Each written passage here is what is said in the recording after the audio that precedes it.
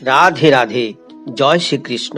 নমস্কার বন্ধুরা, চন্দ্রগ্রহণের পর 1432 বঙ্গাব্দ ইংরাজি 2025 খ্রিস্টাব্দ আরও একটি সূর্যগ্রহণের সাক্ষী হতে চলেছে। এই সূর্যগ্রহণের সময়সূচি, করণীয় কাজ ও সম্পূর্ণ তথ্য জানতে আমাদের প্রোগ্রেসিভ কালচারের নতুন ভিডিওতে আপনাদের সকলকে স্বাগত। আজকের ভিডিওতে আমরা জানব কবে এই সূর্যগ্রহণ, এর স্থিতি কত সময়, এই সূর্যগ্রহণ কোথায় কোথায় দৃশ্যমান, ভারতে কি এই সূর্যগ্রহণ দেখা যাবে, গ্রহণ চলাকালীন গর্ভবতী মায়েদের কোন কোন সতর্কতা মেনে চলা উচিত, গ্রহণ চলাকালীন আমাদের কি খাওয়া ও ঘুমানো উচিত। যেহেতু মহালয়ার দিন এই সূর্যগ্রহণ, তাই ওই দিন কি তর্পণ করা স্বাস্থ্যসম্মত, গ্রহণ শেষেই বা আমাদের কি করণীয়। তাই আজকের আলোচনা খুবই গুরুত্বপূর্ণ হতে চলেছে। মনোযোগ সহকারে শেষ পর্যন্ত শ্রবণ করুন। 3 ধরনের সূর্যগ্রহণের মধ্যে বছরের এই শেষ গ্রহণ হতে চলেছে আংশিক বা খণ্ডগ্রাস সূর্যগ্রহণ। কারণ যখন চন্দ্র পরিক্রমাকালে সূর্য এবং পৃথিবীর মাঝখানে চলে আসে এবং সূর্যের কিছুটা অংশ ঢেকে দেয়, ফলে পৃথিবী থেকে সূর্যের কিছুটা অংশ দেখা যায় না। এই ঘটনাকেই খণ্ডগ্রাস বা আংশিক সূর্যগ্রহণ বলা হয়। এই খণ্ডগ্রাস সূর্যগ্রহণ 4 আশ্বিন 1432 ইংরাজি 21 সেপ্টেম্বর 2025 রবিবার মহালয়ার দিন হবে।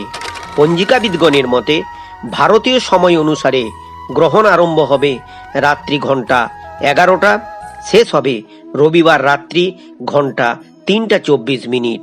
গ্রহণ স্থিতি 4 ঘন্টা 24 মিনিট। এই সূর্যগ্রহণ দৃশ্যমান হবে নিউজিল্যান্ড মেলানেশিয়ার পূর্বাংশে, পলিনেশিয়ার দক্ষিণাংশে এবং আন্টার্কটিকার পশ্চিমাংশে। গ্রহণের সময় সূর্য 45 ডিগ্রি ঢেকে যাবে। ভারতে এই সূর্যগ্রহণ দৃশ্যমান হবে না।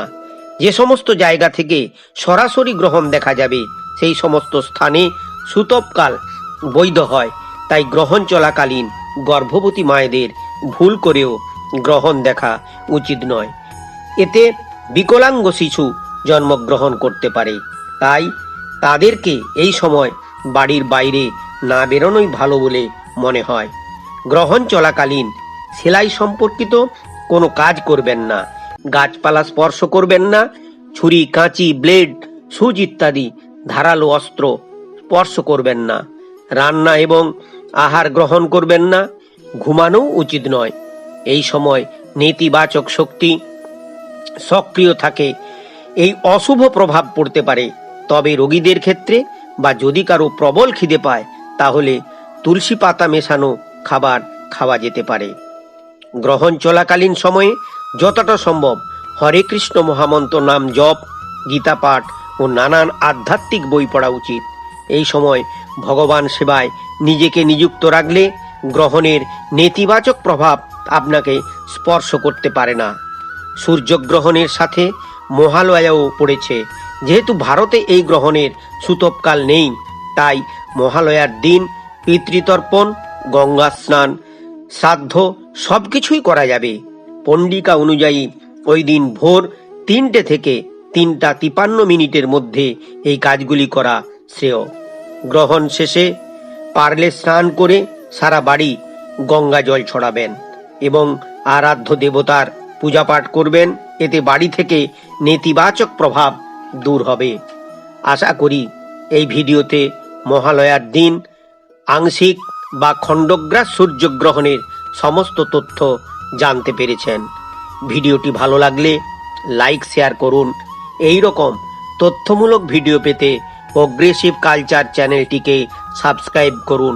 সকলে ভালো থাকুন, সুস্থ থাকুন, দীর্ঘ জীবন লাভ করুন।